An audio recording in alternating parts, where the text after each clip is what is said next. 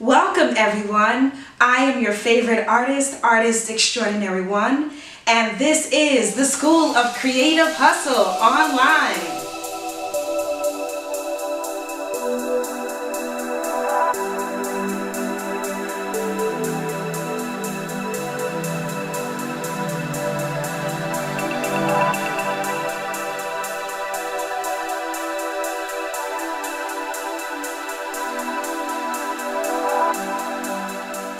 Alright, here we go.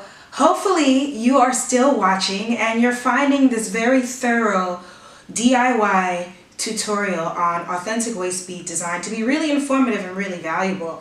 And if that's the case, this is a perfect time for you to click the link and head over to patreon.com/SchoolofCreativeHustle to become a member, to become a student, so to speak.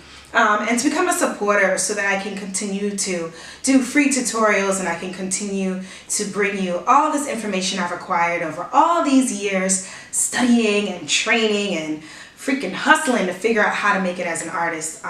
So moving forward, I just want to go over a few more materials that I didn't discuss last time before we move on to the last segment of this series. And let's start with this. This is called what? It's not actually a yardstick. A yardstick is 3 feet, 36 inches. This is 48 inches, so I just call it a giant ruler. I know, I thought I was going to have a fancy name, but no, I just call it a giant ruler. You will need this ruler though, or something with a lot of inches on it, so that you can measure the string. And the length of the string is really key in terms of creating designs that you don't have to adjust.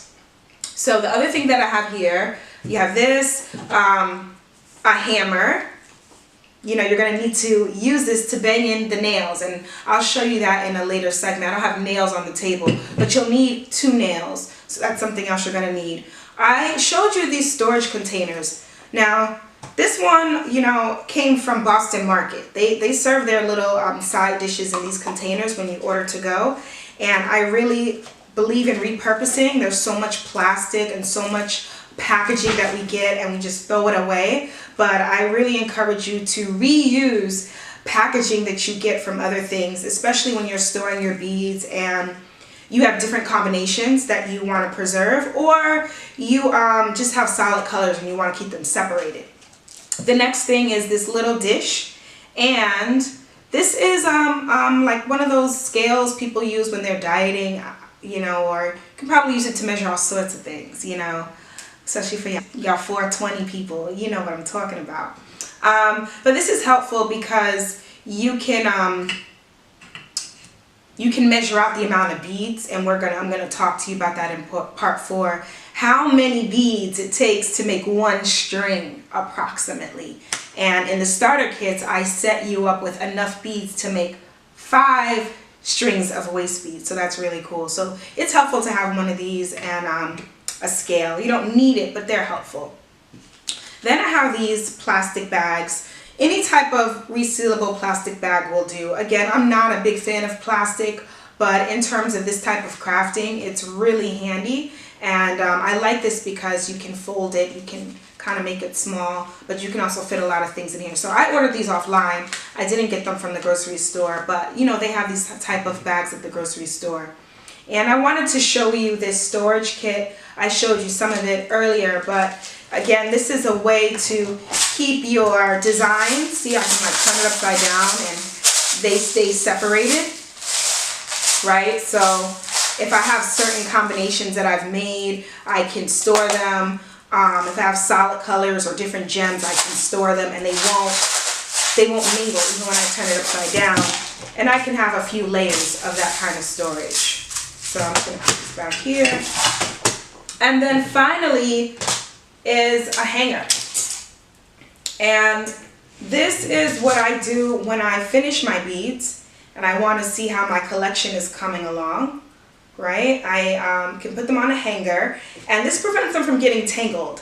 The last thing that you want is for your designs to get tangled, for your beads and your strings to get tangled. So I really like hanging them, and it just looks pretty when you start to see your your beads line up. So when you order a starter kit, you'll be able to make 5, and this one has 6, but you begin to see what it looks like when you get a few there. It looks really like a collection. And so I like to think of creating beads as creating collections, so they have some level of theme. So that's pretty much everything for this particular segment of the DIY tutorial in Authentic Waistbead Design. I hope that you're really excited and you see that this is something that you can do, because in part 4, I thought there was only going to be 3 parts, but it's going to be 4 parts. In part 4, I finally get into showing you exactly how to come up with an inspiration and how to create your designs. So stay tuned and follow me over there.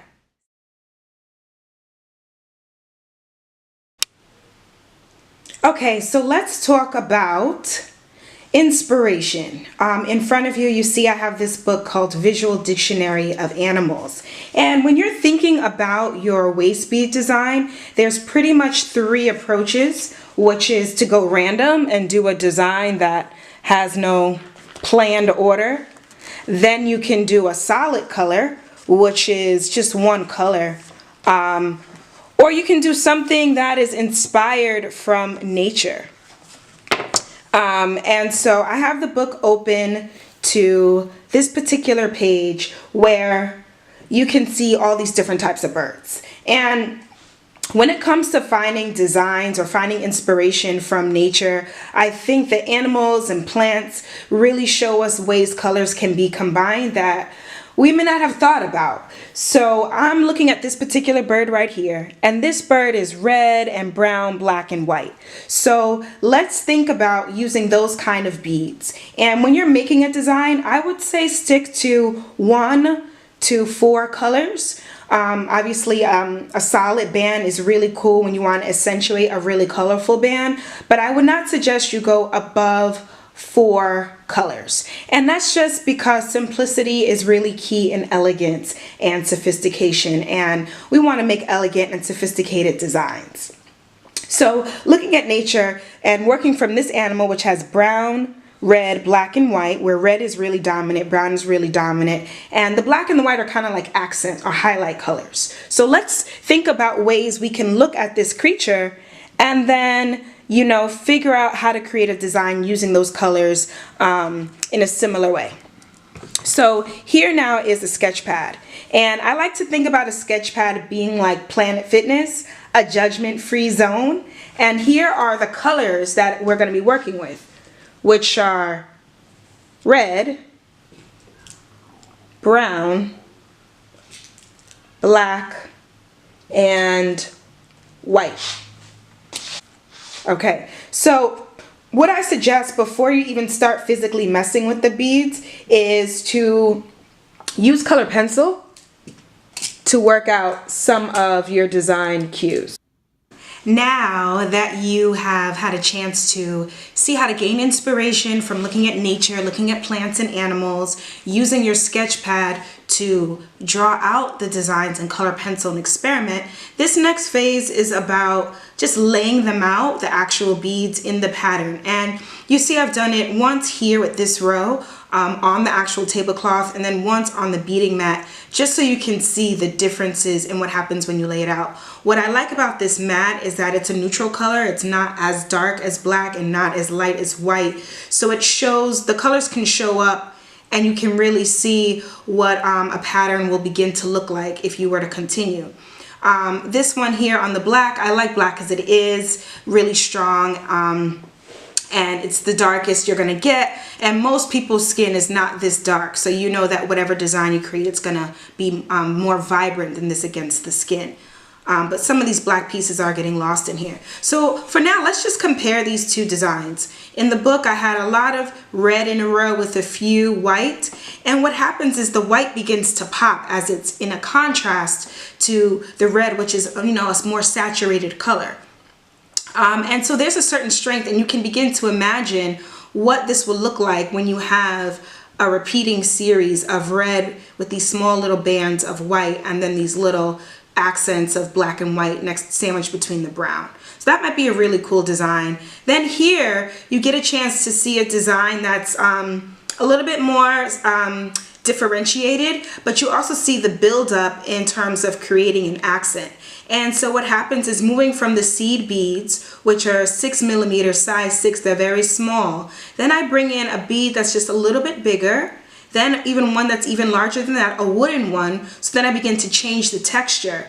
And then I have this, this little ceramic elephant as, you know, the peak of that accent right here. So I do like to include accents, you know, these points of interest in the design, you know, like make them like a statement, as I had said before.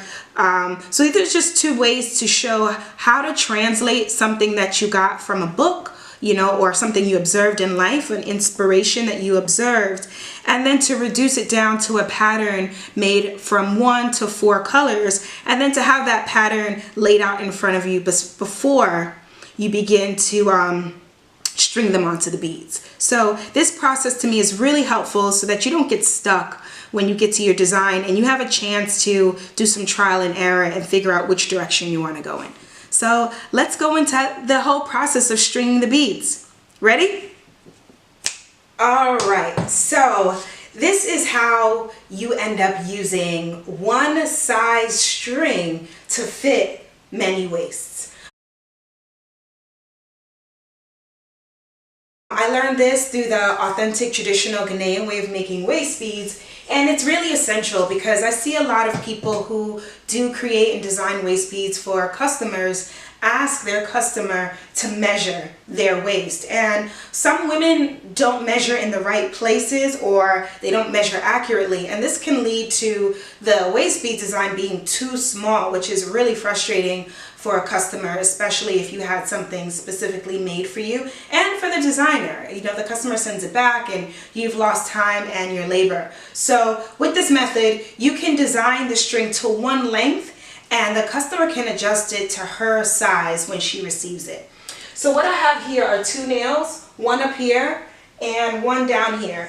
And I use my giant ruler to measure 50 inches. So this is like 48 and then 2 more, 50 inches. There's 50 inches between these 2 nails. And that is the length of the string that I'm going to use. And the reason I use 50 inches is because most women's waists are not bigger than 50 inches. And the actual beading that I'll put on the beads is not going to go to the full 50 inches. It's going to go to about 40 to 45 inches. So let me show you how I do that. This is the mercerized cotton thread. This one particularly is made for crocheting, and it has a few strands to it, so it's really strong, but then we thicken it by doing a few layers. So we're not going to put the beads on this single strand alone. It could be popped. Well, it's actually pretty tough on its own, but we're going to even make it more durable by increasing the density. So what I'm going to do is just let the spool hang on the floor, and I'm going to take it here to the top, and I'm going to bring it down and bring it back up once. Now this is twice. Bring it down again. And depending on the type of thread you get, how thick it is, if it's 2 strands or if it's singular, you'll know how many times you'll need to wrap this around so that the beads can still fit through. You don't want it to be so thick that the beads can't fit through. So I'm going to do 4. 1, 2, 3, 4, and then holding it in place. Don't let go. Oh, my scissors. Oh, they're kind of far out of the frame. Then I'm going to cut. Okay? Okay, so after you cut it, you're going to carefully slide it off, and keeping it taut at this end where all the loose ends are, you're going to tie a knot. So you want to keep it really, really taut and tie a knot. So I'm going to tie a knot. Just like this. It's just a basic knot. Okay? So this kind of represents the end, this knot. And then you have this other side where these 2 loops are. And through this loop, this is where you're going to put the sewing thread and the beading needle. Does that make sense? Okay.